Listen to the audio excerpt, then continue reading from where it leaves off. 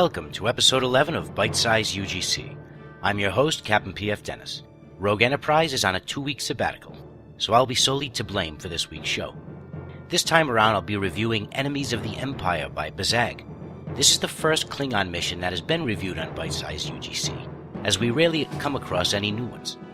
So let's get going with the story. This mission begins in the Sanic system in the Bamoth sector, where there is a Klingon colony that has come under attack. Upon entering the system, you find several Federation ships in various states of destruction. At first you believe that Starfleet was responsible for the attack, but the truth unravels after you beam down to the planet and begin your investigation. Your first stop is the colony overseer, who sheds some light on the events of the attack. You soon learn the true identity of the attackers and set out to make them pay. Anyone wishing not to hear spoilers, please cover your ears and run frantically from your computer. Okay. You follow the evidence until the Hirogen turn out to be your villains, and you are determined to wipe away any traces of them from the Klingon territory. This plot and subsequent dialogue are well matched and fairly straightforward. It took me about an hour to get through it and never felt bludgeoned by walls of text. The mission objectives were clear and the characters had depth. My one complaint is that I wish I had found out what became of the colony overseer, who accepted the Federation's assistance. I gave story 4.5 out of 5 stars. Map design.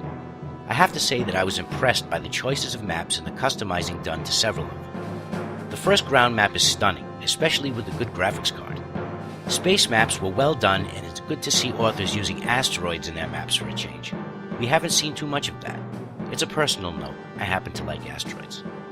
The Hirogen base map was very well done and almost completely a custom job. The low ceilings gave the ensuing fight for survival a more cramped and urgent feel. I would have had more time to sightsee if it were not for the multitude of hunters bothering me.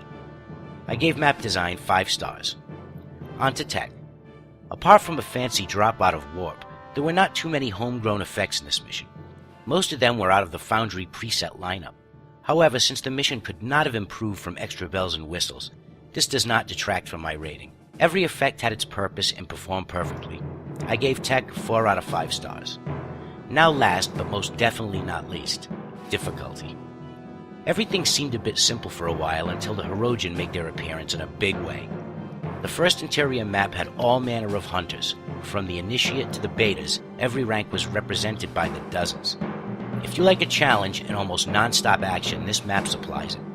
Space Battle provided that same feel, starting with swarms of small vessels and leading up to a battleship. Then it's back to the final epic showdown. Picture beaming down into a small room that you cannot leave, having one mob after another beaming in as fast as you've killed the first, until the floor is literally covered in Hirogen corpses and occasionally your own. That's the first room of the map. Just have a few hypo sprays handy for when you face the Alpha. Did I mention it was a blast to get through? I gave difficulty 5 out of 5. I leave you now with the bite-sized breakdown and a positive recommendation for Enemies of the Empire by Bazag. Support the Foundry and its authors by playing this mission for yourself. This had been episode 11 of BitesizeUGC.